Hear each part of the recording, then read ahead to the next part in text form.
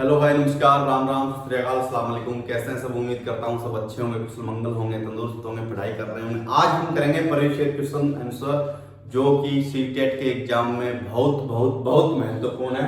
कितने महत्वपूर्ण है? इतने महत्वपूर्ण है, कितने 100% महत्वपूर्ण है। प्रीवियस क्वेश्चन आंसर आपने कर लिए तो आपको थ्योरी पढ़ने की आवश्यकता नहीं है। प्रीवियस क्वेश्चन पेपर के आधार पर ही नए वाला एग्जाम पैटर्न तैयार होता है। क्यों? क्योंकि कितना क्वेश्चन बनाए जाएंगे, है तो सिलेबस तो लिमिटेड ही है। कितने क्वेश्चन बनाएंगे रिपीटेशन करके? क्वेश्चन की भाषा चेंज कर देंगे, ऑप्शन चेंज कर देंगे, घुमा फिरा कर क्वेश्चन वही आने हैं। तो प्रीवियस क्वेश्चन पे आप ज्यादा फोकस कीजिए। थ्योरी पढ़ रहे हो तो वो टॉपिक ज्यादा पढ़िए जिन टॉपिक में से ज्यादातर प्रश्न आने की संभावना होती है। जैसे बाल विकास हो गया, इंक्लूसिव एजुकेशन हो गया, और आपका एनसीएफ हो गया, आरटी हो गया, कुछ लिमिटेड टॉपिक है उनमें से आते हैं। तो चलिए हम शुरू करते हैं आज की क्लास। 25 क्वेश्चन है अपने, जल्दी जल्दी करते हैं। लाइक शेयर सब्सक्राइब आप कर देंगे। अगर चैनल पे नए हो तो बेल आइकन जरूर दबा लीजिए, आपको नई क्लास की नोटिफिकेशन और नई जो भी एग्जाम से रिलेटेड नोटिफिकेशन है वो सब आपको मिलती रहेंगी। सोशल मीडिया पे आप हमसे जुड़ सकते हो। क्वेश्चन की पीडीएफ आपको टेलीग्राम पे मिल जाएगी। ये रहा आपके सामने आज का पहला क्वेश्चन। तो बताइए आंसर क्या होगा। पहले क्वेश्चन देखते हैं। वंशानुक्रम में शामिल किया जाता है। वंशानुक्रम में क्या शामिल किया जाता है? पहले बात करते हैं वंशानुक्रम होता क्या है। वंशानुक्रम वो जो भी किसी संतान को उसके माता पिता, उसके दादा दादी, उसके नाना नानी से विरासत में मिले सभी गुण, अवगुण, विशेषताएं व दोष सभी के आते हैं, सभी आपके वंशानुक्रम में आते हैं। तो बताइए वंशानुक्रम में शामिल किसको किया जाता है? शारीरिक बनावट को किया जाता है, जी हाँ किया जाता है। फिर आता है शारीरिक गुण को किया जाता है, जी किया जाता है। शारीरिक विशेषताओं को किया जाता है, जी किया जाता है। शारीरिक बनावट, शारीरिक गुण, शारीरिक विशेषता मतलब शरीर का डेवलपमेंट होता है वो क्या आपके मम्मी पापा के अनुसार होता है? जी होता है। अगर आपके मम्मी पापा की हाइट पूरी है तो हो सकता है बच्चे भी पूरी हाइट के। अगर मम्मी पापा नाटे कद के हैं, छोटे कद के हैं, तो हो सकता है बच्चे छोटे कद के हों। तो वंशानुक्रम में सभी को शामिल किया जाता है। चलते हैं क्वेश्चन नंबर 2। माता पिता की शारीरिक एवं मानसिक विशेषताओं, माता पिता की शारीरिक एवं मानसिक विशेषताओं का संतान में हस्तांतरित होना ही वंशानुक्रम है। हस्तांतरित होना मतलब आपके मम्मी पापा के जो गुण दोष है वो आप में आ जाते हैं। आपके गुण दोष है, विशेषता है, वो आपकी संतानों में चली जाती है। इसका क्या मतलब है बताइए? ये कथन किसने कहा है कि माता पिता की जो शारीरिक एवं मानसिक विशेषताएं हैं वो आपकी होने वाली संतानों में दिखाई देगी? किसने कहा है? डगडेल और हॉलैंड ने कहा है, या मेंडल ने कहा है, या रुथ वेडिक्ट ने कहा है, जेम्स ड्रेवर ने कहा है? हस्तांतरण होना क्या होता है? हस्तांतरण होना इस स्थान से इस स्थान तक जाना, मतलब ये है आपके माता पिता। कौन? माता पिता से बच्चों में जाना हस्तांतरण होगा। क्या होगा? हस्तांतरण होगा। गुण दोष गए आपके किससे? गुणसूत्र या जीन के माध्यम से चले गए। किसके माध्यम से चले गए? गुणसूत्र या जीन के माध्यम से। ड्राइवर का काम क्या होता है? गाड़ी चला के एक जगह से दूसरी जगह ले जाना, तो मतलब हस्तांतरण होना ही वंशानुक्रम है। किसने कहा है? जेम्स ड्रेवर ने कहा है। आप ट्रिक के माध्यम से याद रख सकते हो। परिभाषाएं लिमिटेड ही है, 2-4 पूछी जा सकती है। एक परिभाषा आपको पक्की अवश्य देखने को मिलती है, चाहे किसी के बारे में भी हो। अब है अपना क्वेश्चन नंबर 3। कितना? Question number 3। तो चलिए क्वेश्चन नंबर 3 करते हैं हम। वंशानुक्रम के संबंध में किस मनोवैज्ञानिक ने चूहे पर प्रयोग किए?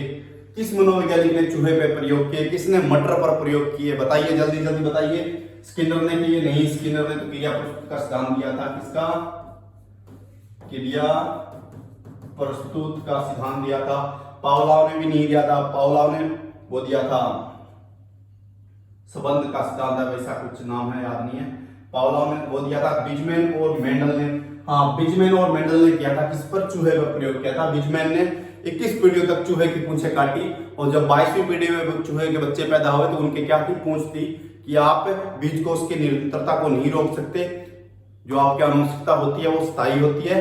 जैसे आपके मम्मी पापा हैं, जैसे कोई भी जीव है, कोई भी जीव जो मनुष्य हो, पक्षी हो, कोई भी, उसमें आने वाली संतानें उनका रूप या उनका आकार, उनका साइज शेप उनके लगभग होगा। जैसे बिजमैन ने और मेंडल ने मटर पे भी किया था, और किस पे किया था? चूहे पे भी किया था। कोहलर कौन है? कोहलर वो है जिन्होंने चिंपांजी पे प्रयोग किया था। किस पे? चिंपांजी पे। फिर चलते हैं अपन नेक्स्ट। आनुवंशिकता को सामाजिक संरचना माना जाता है। आनुवंशिकता को कौन सी सामाजिक संरचना माना जाता है? गौण या स्तर माना जाता है, गत्यात्मक या प्राथमिक। अभी बताया था आपको कि बिजमैन ने बिजकोस की निरंतरता का सिद्धांत दिया था। कैसे कि उसने 21 पीढ़ियों तक चूहे की पूंछें काटी, 22वीं पीढ़ी में जब भी चूहे के बच्चे पैदा हुए तो उनकी क्या थी? पूंछ थी। मतलब आनुवंशिकता क्या है? स्थिर है, उसे बदला नहीं जा सकता। वातावरण को, पर्यावरण को बदल सकते हो, आनुवंशिकता को नहीं बदल सकते। अब चलते हैं क्वेश्चन नंबर 5। निम्नलिखित में से कौन से बच्चे पर आनुवंशिकता का प्रभाव पड़ता है? किन किन बच्चों पर आनुवंशिकता का प्रभाव पड़ता है? आनुवंशिकता क्षेत्र है, आनुवंशिकता सब में होती है, तो आंसर क्या हो जाएगा? विशिष्ट बुद्धि वाले बच्चों में भी पड़ती है, विशिष्ट चरित्र वाले बुद्धि पे, विशिष्ट चरित्र के जो बच्चे होते हैं उनमें भी पड़ता है, विशिष्ट शारीरिक लक्षण होते हैं उन पे भी आनुवंशिकता का प्रभाव पड़ता है, वातावरण का भी प्रभाव पड़ता है। आनुवंशिकता को आप बदल नहीं सकते, वातावरण को आप चेंज कर सकते हो, बच्चे के परिवेश को चेंज कर सकते हो। तो क्या होगा? बी। ध्यान रहे यहाँ पे दिया है 2 3 1 A B C, यहाँ पे दिया गया है, वरना क्या आता है आपका कंटिन्यू लिखाते हैं क्या? A B C। ठीक है, ये क्यों दिए मैंने चेंज करके? क्योंकि ऐसे प्रश्न पूछे जाते हैं, ऐसे ऑप्शन आते हैं, आप भर देते हो बी और ना, तो यहाँ पे तो आप बी भर देते हो, सही गलत क्या हो जाएगा? ये 2 1 ये रह जाएगा, तो आपका गलत हो जाएगा। आपको बी भरना है। ऑप्शन में जब भी भरो OMR आती है, कैसे? A B C D। क्या? A B C D। यहाँ पे आपके कुछ नंबर लगे हुए आएंगे। ये कौन सा नंबर है? 5 नंबर। तो 5 नंबर में आपको कौन सा भरना है बताइए? बी भरना है, तो आप यहाँ पे भरोगे बी। ठीक है वो कौन सी जगह? डी की जगह है, यहाँ पे भरोगे तब आपका क्वेश्चन सही होगा। अगर आपने बी वैसे सोच के भर दिया कि डी है, यहाँ पे डी होना चाहिए, तो आपका गलत हो जाएगा, क्योंकि ऑप्शन में चेंज किए हुए हैं क्रमांक संख्या। ध्यान रहे इस बात का। वातावरण वह बाह्य शक्ति है जो हमें प्रभावित करती है, कि वातावरण है अपने चारों ओर का परिवेश, वो ऐसी शक्ति है जो हमें प्रभावित करती है। ये बात सच भी है। अपन जिस प्रदेश में रहते हैं, जिस वातावरण में रहते हैं, वैसा ही हमारा डेवलप होता है, वैसा ही हमारे मानसिक विकास बढ़ता है, वैसे ही हमारे बातचीत करने की क्षमता विकसित होती है। ये सही है, वातावरण वह बाह्य शक्ति है जो हमें प्रभावित करती है। कथन किसने कहा? जे रोस ने कहा, निम्बर्ट ने कहा, बिजमैन ने कहा। बिजमैन ने तो क्या कहा था कि आनुवंशिकता है वो स्थायी है, और 21 पीढ़ियों तक चूहे की पूंछें काटेगी, 22वीं पीढ़ी में भी चूहे पूंछों सहित पैदा हुए। किसने कहा था? जे रोस ने कहा था कि वातावरण बाह्य शक्ति है, वह बाह्य शक्ति है जो हमें प्रभावित करती है। इसमें जिस माहौल, जिस पर्यावरण में हम रहते हैं, अपना डेवलप वैसा ही होता है। Question number 7। वंशानुक्रम का वाहक माना जाता है। वंशानुक्रम का वाहक किसे माना जाता है? इंपॉर्टेंट कर लीजिए। क्या? इंपॉर्टेंट सीटेट 2023 में पूछा जा सकता है आपसे। वंशानुक्रम का वाहक माना जाता है, किसे माना जाता है? जीन को माना जाता है, गुणसूत्र को माना जाता है, गुण को माना जाता है, तंत्रिका तंत्र को माना जाता है। बताइए, जल्दी से बताइए।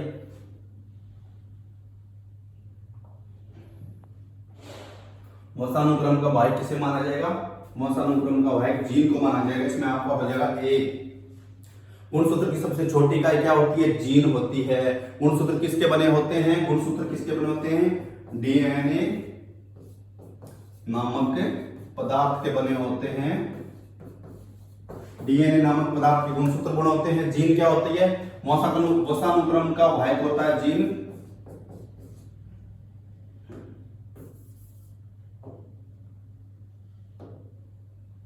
जीन होता है गुणसूत्र की सबसे छोटी, अगर पूछे गुणसूत्र की सबसे छोटी इकाई क्या होती है तो जीन होती है। गुणसूत्र किसके बने होते हैं? DNA नामक पदार्थ के बने होते हैं। गुणसूत्र के जोड़े कितने होते हैं? 23 होते हैं। कितने होते हैं? 23 जोड़े होते हैं। अगर आपसे संख्या पूछ ली जाए, गुणसूत्रों की संख्या कितनी होती है? क्या संख्या कितनी होती है? संख्या कितनी हो जाएगी? 46। अब 46 कैसे हुई? जोड़े में, एक जोड़े में 2 होते हैं। क्या होते हैं? 2। तो 23 जोड़े हो गए। 23 जोड़े कितने हुए? 46। ठीक है, अब चलते हैं अपन नेक्स्ट क्वेश्चन नंबर 8। गुणसूत्र की सबसे छोटी इकाई क्या होती है? अभी आपको बताया था ऊपर, जल्दी से बता दीजिए। शुक्राणु होती है, अंडाणु होती है, जीन होती है। क्या हो जाएगी? जीन हो जाएगी, ऑप्शन नंबर ए। फिर चलते हैं, मानव शरीर के गुणसूत्र के जोड़े होते हैं। मानव शरीर में गुणसूत्र के जोड़े कितने होते हैं बताइए जल्दी से। 46 होते हैं, 42 होते हैं या 21 होते हैं, बताइए जल्दी जल्दी बताइए। मानव शरीर में गुणसूत्र के जोड़े कितने होते हैं? 23 जोड़े होते हैं। क्या जोड़े 23 होते हैं। अगर संख्या पूछ ली जाए तो कितनी होती है? संख्या होती है आपकी 46। 22 जोड़े होते हैं गुणसूत्र के, वो आपके अलैंगिक, क्या अलैंगिक, वो उनको कहते हैं आपके ऑटोसोम्स। क्या ऑटोसोम्स।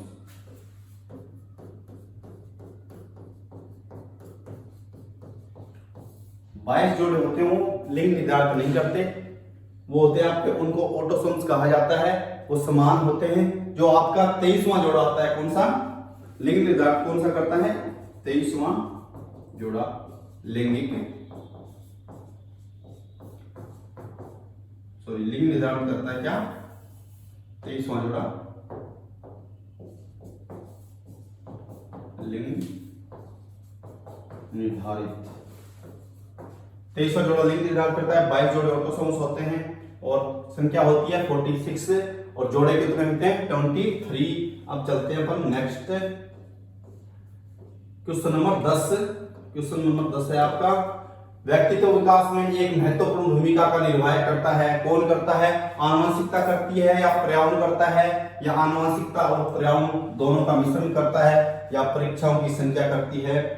जहां भी आपकी CDP आए, चाइल्ड डेवलपमेंट पेडागोजी, या बच्चे से संबंधित आपको जहां पे भी कुछ आए, वहां पे आप परीक्षा को मूल्यांकन, परीक्षा को और एक चीज को महत्व नहीं देंगे। किस चीज को महत्व देंगे?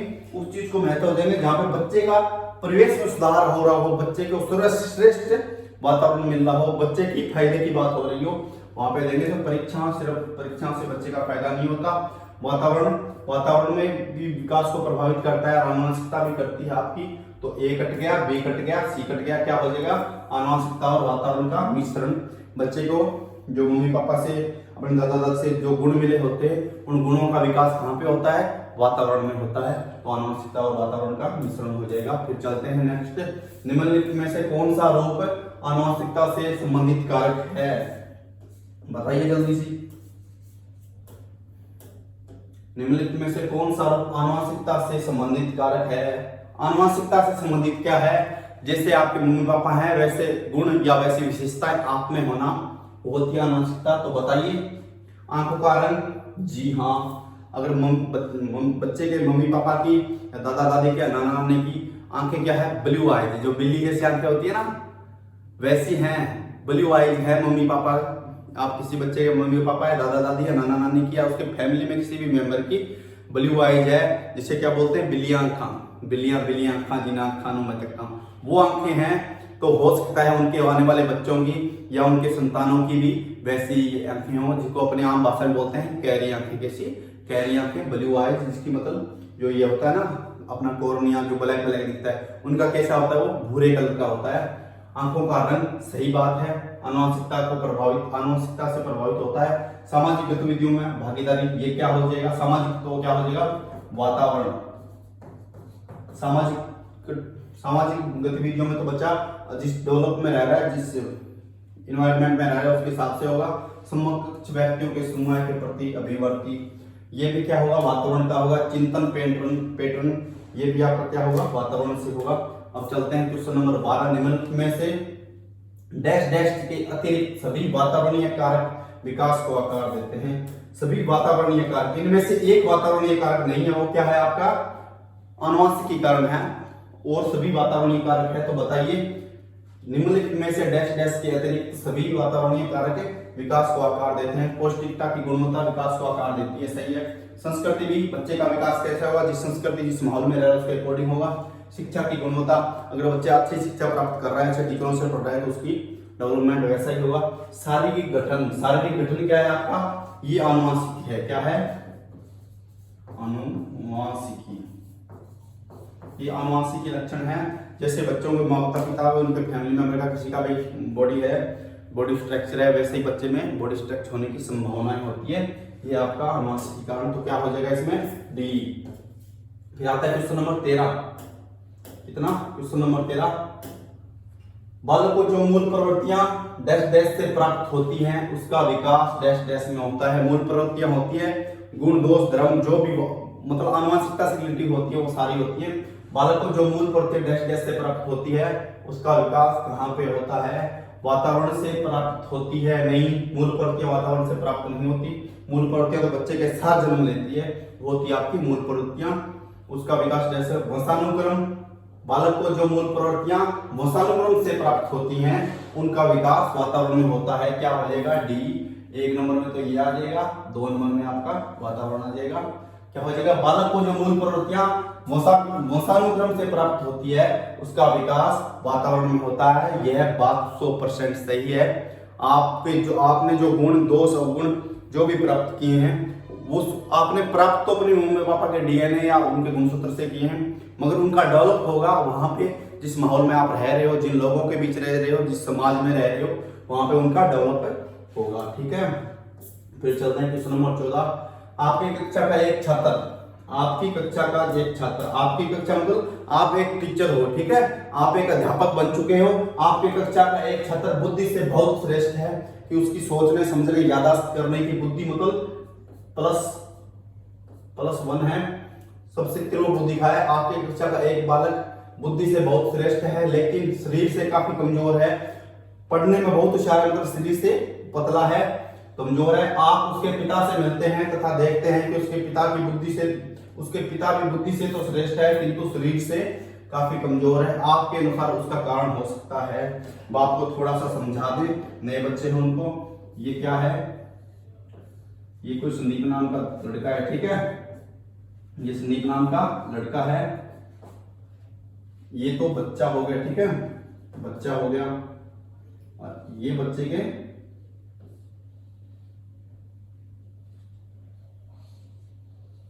पापा हो गए।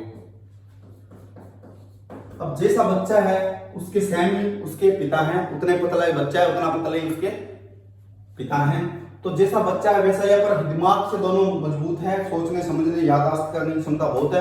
तो बताइए उसके अनुसार कारण हो सकता है? पौष्टिक भोजन का अभाव जरूरी थोड़ी है, बच्चे को पौष्टिक भोजन नहीं मिला, दोनों में से एक को तो मिल रहा होगा। पौष्टिक भोजन कारण नहीं हो सकता।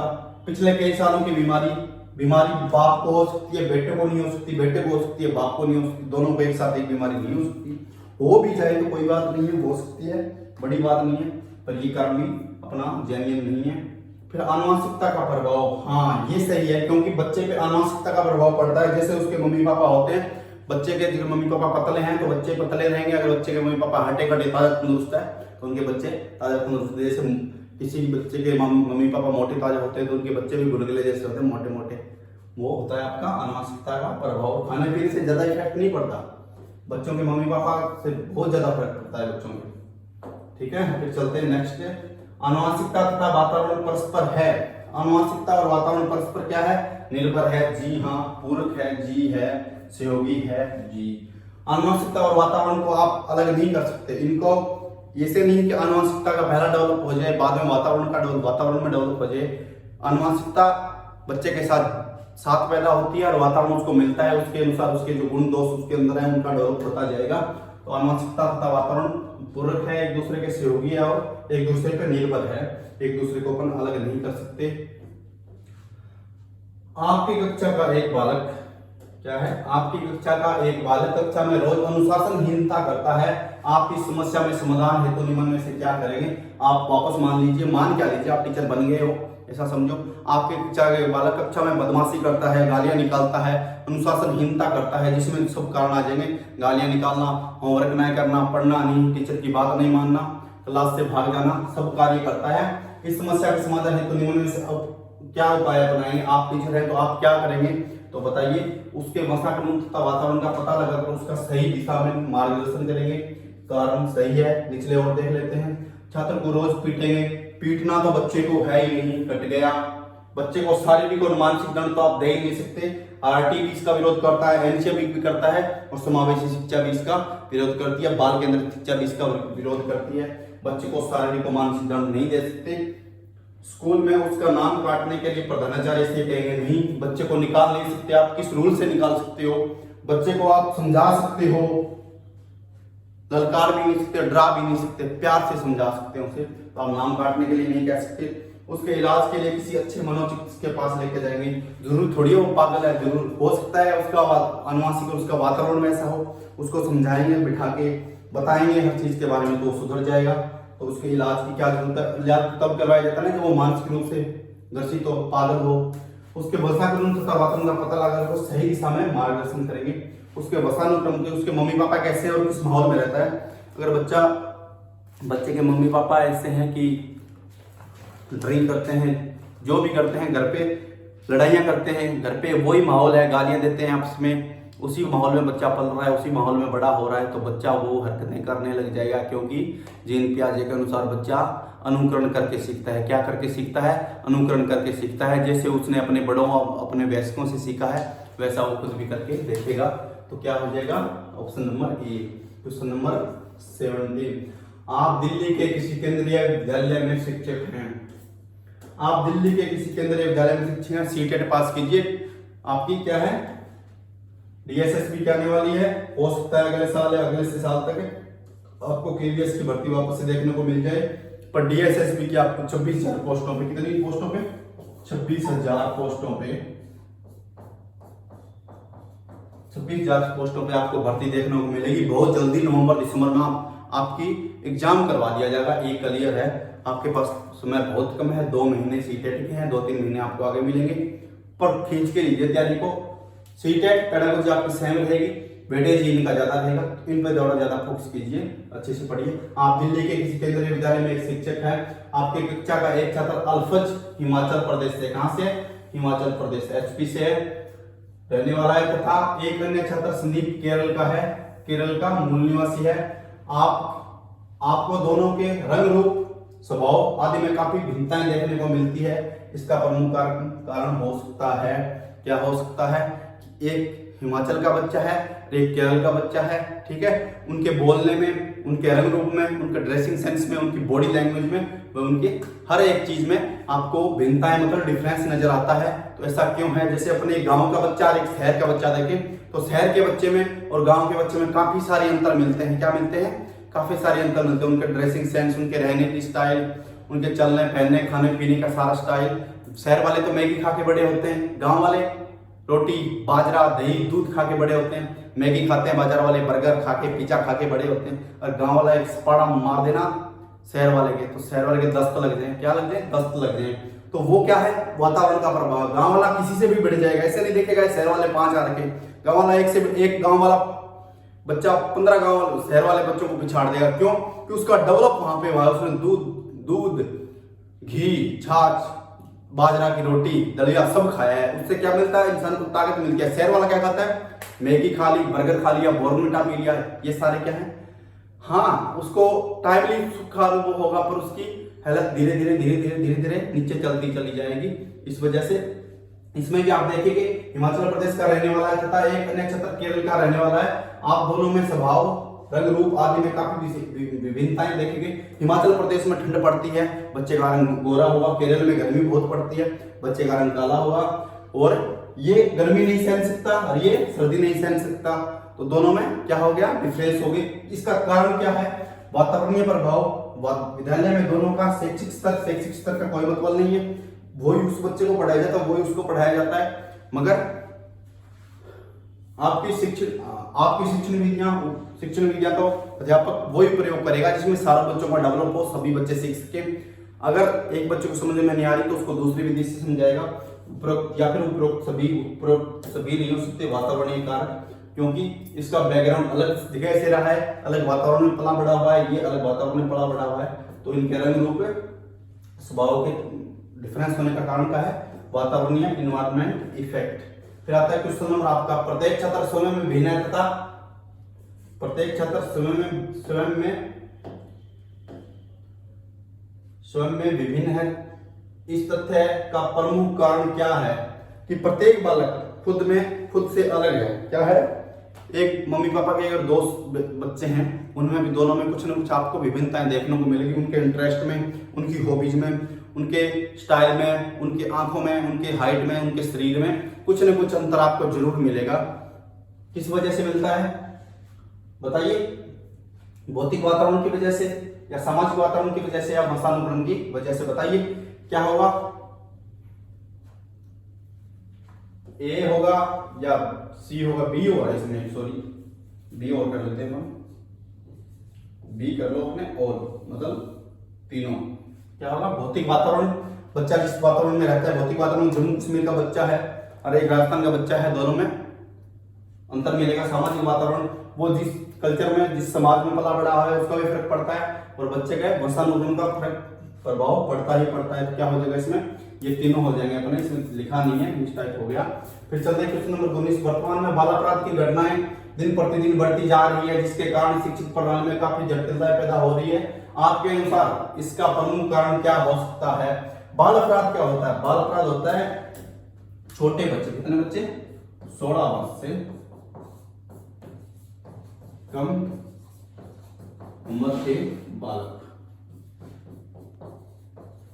आपने सुना होगा ये बालक का कोर्ट है, ये बालक का थाना है, ये बालकों की जेल है, बच्चों की जेल, ये बाल जेल, बाल कोर्ट। उसी तरह से क्या है, बाल अपराध की घटनाएं दिन प्रतिदिन बढ़ती जा रही है। बाल अपराध में क्या आ जाएगा?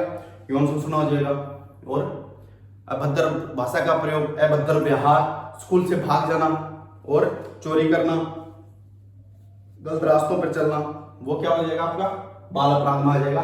किस वजह से ज्यादा हो रहा है? दूषित वंशानुक्रम, हाँ हो सकता है। दूषित सामाजिक वातावरण, बच्चा का इन्वायरमेंट गलत होगा तो बच्चा वो हरकतें करे ही करेगा। दूषित परिवेश और वातावरण, एक ही बात है।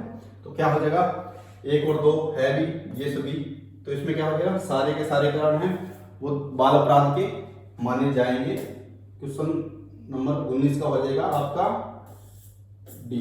फिर चलते हैं क्वेश्चन नंबर 20। आनुवंशिकता और पर्यावरण की भूमिका के बारे में निम्नलिखित में कौन सा कथन सत्य है? आनुवंशिकता और पर्यावरण की भूमिका में से भूमिका के बारे में निम्नलिखित में कौन सा कथन सत्य है? पर्यावरण केवल बच्चों के भाषा विकास में महत्वपूर्ण भूमिका निभाता है। पर्यावरण केवल नहीं, जहां पे कुछ शब्द आए केवल, सिर्फ से ही, बच्चों से ही, किताबें पढ़ाकर ही, परीक्षा लेकर ही, ये कुछ वर्ड आ जाए वहां पे नेगेटिव होगा, उसको आप काट सकते हो। पर्यावरण केवल बच्चों के भाषा विकास में महत्वपूर्ण भूमिका निभाता है, नहीं।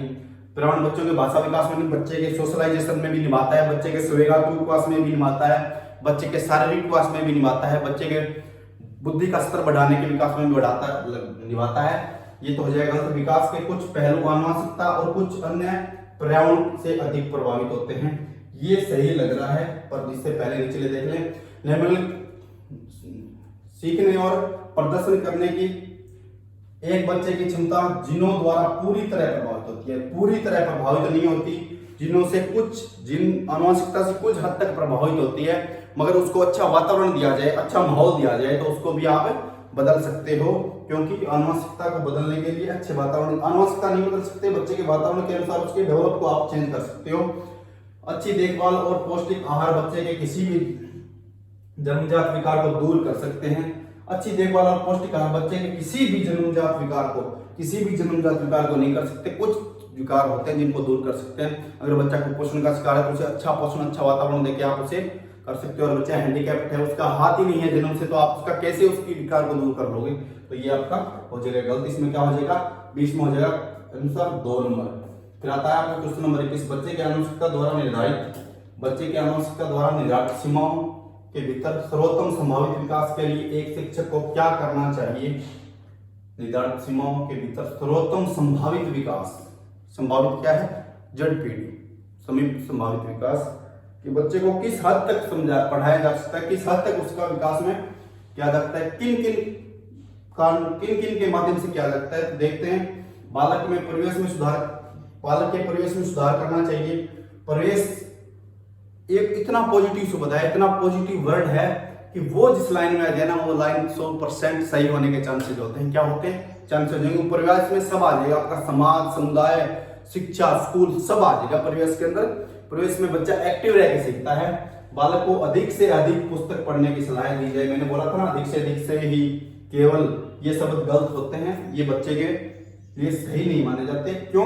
कि सिर्फ एक ही चीज पे जोर दिया जाता है। बच्चे को परिवेश में रहकर सभी चीजों के बारे में बताया जाए।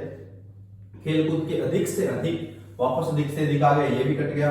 विकास के लिए प्रेरित करना चाहिए। विकास के लिए आप प्रेरित नहीं कर सकते, विकास में आप सहयोग कर सकते हो। विकास के लिए आप एक अच्छा परिवेश तैयार कर सकते हो कि उस परिवेश के अकॉर्डिंग बच्चे का विकास हो। प्रेरित नहीं कर सकते आप, सीखने के लिए प्रेरित कर सकते हो। इसके लिए अधिगम के लिए प्रेरित कर सकते हो आप, इसके लिए अधिगम के लिए आप प्रेरित कर सकते हो। तो क्या हो जाएगा, इसमें हो जाएगा बालक के प्रवेश में सुधार करना चाहिए। बच्चा जिस माहौल में रह रहा है, जहाँ पे पढ़ रहा है, उसके माहौल को सुधारो, बच्चा अपने आप सुधर जाएगा, ना कि बच्चे को सुधारने की कोशिश करो। निम्नलिखित में से किस प्रकार के विकास पर आनुवंशिकता वातावरण का प्रभाव पड़ता है? सामाजिक विकास पर, जी हाँ पड़ता है। संवेगात्मक विकास पर पड़ता है, मानसिक विकास पर पड़ता है, शारीरिक विकास पर पड़ता है। आनुवंशिकता और वातावरण का प्रभाव आपके हर एक क्षेत्र पर पड़ेगा, चाहे कौन सा भी, आर्थिक हो, सामाजिक हो, सांस्कृतिक हो, हर क्षेत्र पर किसका, जिस वातावरण में रह रहे हो उसका पड़ेगा और आपके आनुवंशिकता का पड़ेगा। फिर चलते हैं क्वेश्चन नेक्स्ट। किसी बालक का शारीरिक लक्षण प्रभावित होता है किससे? केवल माता के डीएनए से। क्या वापस क्या आ गया? ये थोड़ा सा आपके साइंस से रिलेटेड क्वेश्चन है, पर आप नहीं आता हूं ना आपको, तो आप ये मैंने जो बताया ना आपको, केवल से ही सिर्फ ये ट्रिक के माध्यम से आप उस क्वेश्चन को सही करने के 90% चांस बना सकते हो। केवल माता के डीएनए से नहीं जी, बच्चा तो माता पिता के मिलने से होता है। उनका एक क्या होता है, उनके डीएनए से बच्चा बनता है। तो बच्चा तो क्या होगा, माता की भी गुण लेगा, पिता के भी गुण लेगा। तो केवल माता के डीएनए से नहीं होगा, माता और पिता दोनों के डीएनए से। जी हाँ, माता और पिता के दोनों के डीएनए से बच्चे का शारीरिक लक्षणों को प्रभावित होता है। फिर आते हैं क्वेश्चन नंबर 24। बालक के संपूर्ण व्यवहार की सृष्टि, बालक के संपूर्ण व्यवहार की सृष्टि डैश डैश डैश और डैश डैश डैश की अंतःक्रिया मानी जाती है। बालक के संपूर्ण व्यवहार की सृष्टि उसके मित्रों, भाई बहनों के व्यवहार नहीं जी। उसके शिक्षकों, अभिभावकों के व्यवहार की सृष्टि उसके शिक्षकों और अभिभावकों के व्यवहार की अंतःक्रिया नहीं जी। उसके शिष्यों, और ये तो क्या हो जाएगा, संपूर्ण पूछ गए, वातावरणीय पूछी जाए तो ये हो जाता आपका, और ये भी हो जाता आनुवंशिकता और वातावरण। बालक के संपूर्ण व्यवहार की सृष्टि आनुवंशिकता और वातावरण की अंतःक्रिया द्वारा होती है। सही है कौन सा? तीसरा। बालक की संपूर्ण व्यवहार की सृष्टि, कि बच्चा क्या कर रहा है, कैसे कर रहा है, किस फील्ड में जा रहा है। हो सकता है अगर किसी कसाई का बच्चा हो, किसाई का बेटा हो, तो वो उसी का में इंटरेस्ट लेगा जो उसके मम्मी पापा करते हैं, उसके पापा करते हैं। जैसे मोची का बेटा मोची वाला काम करेगा, किसी जाट जमींदार का बेटा खेती करता है, तो लगभग चांसेस बनते हैं कि वो उसी फील्ड में जाएंगे जिस फील्ड में उसके मम्मी पापा है। वो होता है आपका वातावरण और आनुवंशिक और वातावरण के द्वारा संपूर्ण निर्धारित की जाती है। परिवेश का प्रभाव मानव डैश डैश डैश और डैश डैश दोनों चरणों में बहुत ही महत्वपूर्ण है। किन किन चरणों में है? सामाजिक और आर्थिक चरणों, दोनों चरणों में बहुत ही महत्वपूर्ण है। नहीं जी। समाज विद्यालय में शिक्षा का नहीं जी। है तो ये भी सही, पर सबसे अच्छा ऑप्शन सेलेक्ट करना है। सबसे अच्छा कौन सा है? प्रसव पूर्ण और प्रसव के उपरांत, मतलब जन्म से पहले और जन्म के बाद दोनों चरणों में बहुत ही महत्वपूर्ण है। अगर बच्चे की मम्मी, बच्चे का पापा, अगर जब लेडी प्रेग्नेंट होती है उस वक्त तो ज्यादा मेडिसिन लेती है, किसी प्रकार का नशा करती है, ज्यादा मेडिसिन लेती है, या सीढ़ियों पर चलना उतरना, ज्यादा एक्सरसाइज करती है, मतलब लिमिट से ज्यादा, तो हो सकता है बच्चे में कोई न कोई विकार हो। अगर उसकी मम्मी नशा ले रही है तो बच्चे में कोई न कोई जरूर नशा कोई ना कोई जरूर डिसेबिलिटी मिलेगी। इसकी वजह से प्रसवपूर्ण अवस्था में उसका प्रवेश ऐसा था। अगर उस वक्त वो तनावग्रस्त, चिंताग्रस्त रहती है, किसी चीज को ज्यादा सोचती है, मतलब ज्यादा मेंटली डिस्टर्ब होती है, तो बच्चे में मेंटल डिस्टर्ब की समस्या पाई जा सकती है। और डैश डैश दोनों चरणों में, प्रसव के बाद वाला विकास भी, जन्म के बाद भी इफेक्ट करता है। अपन नेक्स्ट क्वेश्चन, आज 25 क्वेश्चन किए अपने। आज शाम को करेंगे अपन जीन प्याजे, वाइगोस्टी और कोहलबर्ग के क्वेश्चन आंसर। तब तक के लिए बने रहिए हमारे साथ। All the best. अगर क्लास अच्छी लगी हो तो लाइक शेयर सब्सक्राइब कर दीजिए। नेक्स्ट क्लास के लिए हमारे टेलीग्राम ज्वाइन कर सकते हो और यूट्यूब को आप सब्सक्राइब कर लीजिए। मिलते हैं शाम को। Take care, bye bye.